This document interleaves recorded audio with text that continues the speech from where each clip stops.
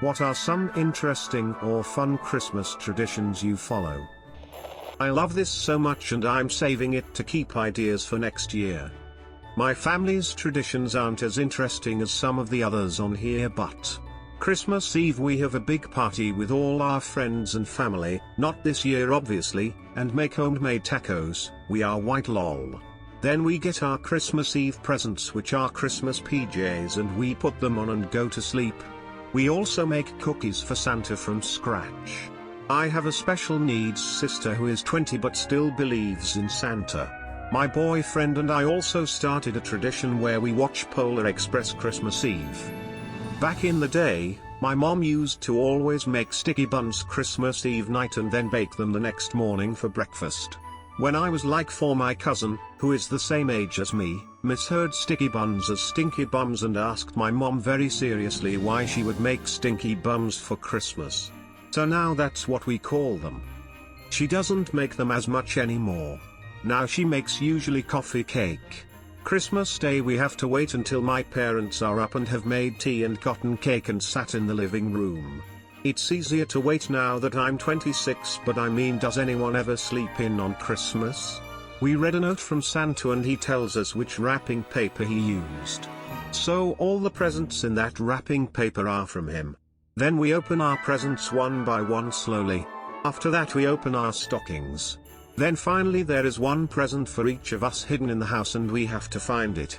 Only my mom knows where it is because Santa left her a special note.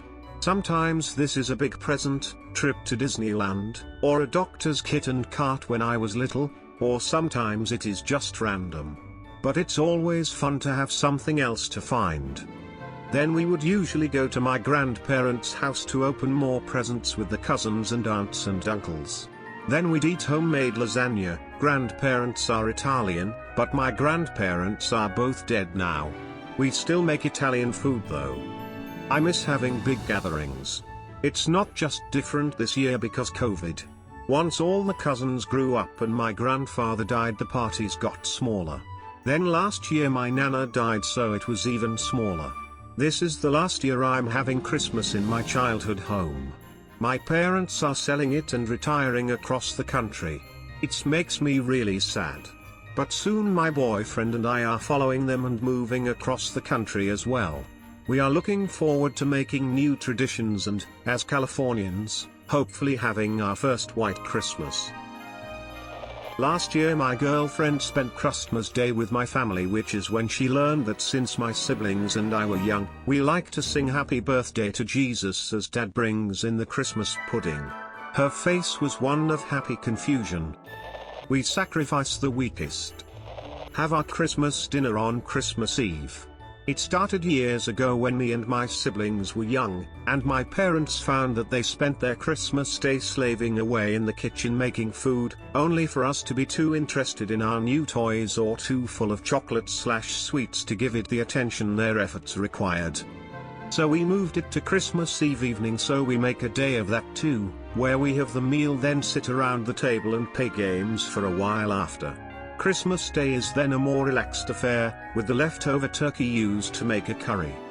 Works out great for my sister and brother-in-law, as they get a second Christmas Day with his parents on Christmas Day without having to pick who to eat with that year.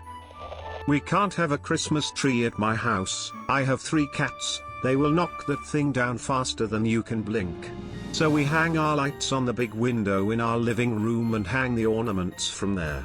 It's not really interesting, but it's time well spent with my mom. 3. Terrible Christmas cards. I always love going to the card aisle and looking at sorry for your loss cards during Christmas. While I'm buying, people look at me like I am a horrible human being for looking so happy and laughing when looking at that section, and the cashier generally will say sorry for the loss, and I have to explain my plan, to which I get a chuckle. Then, I go home and edit the card, cross some things out and make it a really awkward Christmas card. I generally get at least a few laughs. That said, I have never actually bought a condolences card for the intended purpose. Other card categories I like. Congratulations. It's agenda. Happy holiday we most certainly do not celebrate. Thank you in advance. Wedding cards are generally hit or miss though. Don't know why. Best friend and I sit on Santa's lap every year on Christmas Eve. There was one Santa at our local mall that was the same every year. He used to sing an old 40s song really loudly with my name in it every year. It's been 25 years and that mall and that Santa aren't there anymore, but we kept it up. It became more of a joke tradition the older we got, because it just gets weirder/funnier every year to say it's us that's sitting and wishing for presents. We're 33 and we are doing a booked virtual COVID version tomorrow. Every day before Christmas Eve, me, my dad and my younger sister all go on a really late night shopping trip, around 11 p.m, to a big superstore to do our Christmas shopping. It's nice because it's so close to Christmas yet there are very little people around. My wife and I always eat at our favorite Indian restaurant in Dallas on Christmas Eve. We like it because it's not that crowded, and we look upon it as respite from dealing with family on Christmas Day, since both her parents and mine make Christmas Day a real beatdown. Especially her parents, with their tradition of handing out one present at a time so everyone can watch as it gets unwrapped. It takes like 4 hours to slog through just that part of it. So that restaurant is our treat to ourselves to prepare us for the boredom to come. Tamales, has anybody said that yet? It's no small deal to make your own. Maybe that's why they always taste so good? I will definitely miss those this year. This will probably get buried, but when I was little my parents would wake me and my brothers up at midnight Christmas Day so that we could open one present before waking up Christmas morning. As children, every year we would purchase a very unique Christmas ornament. After a certain amount of years the tree would then have all these random ornaments spread around it. Funny to look back on now because we'd all have a type of ornament. I take a shot of vodka every time I hear the word Christmas on TV. Christmas Day picnics at a local park. Always including baguette slices with brie mortadella and Doritos on it too. Only day of the year we eat that way, or do picnics for that matter. But not this year.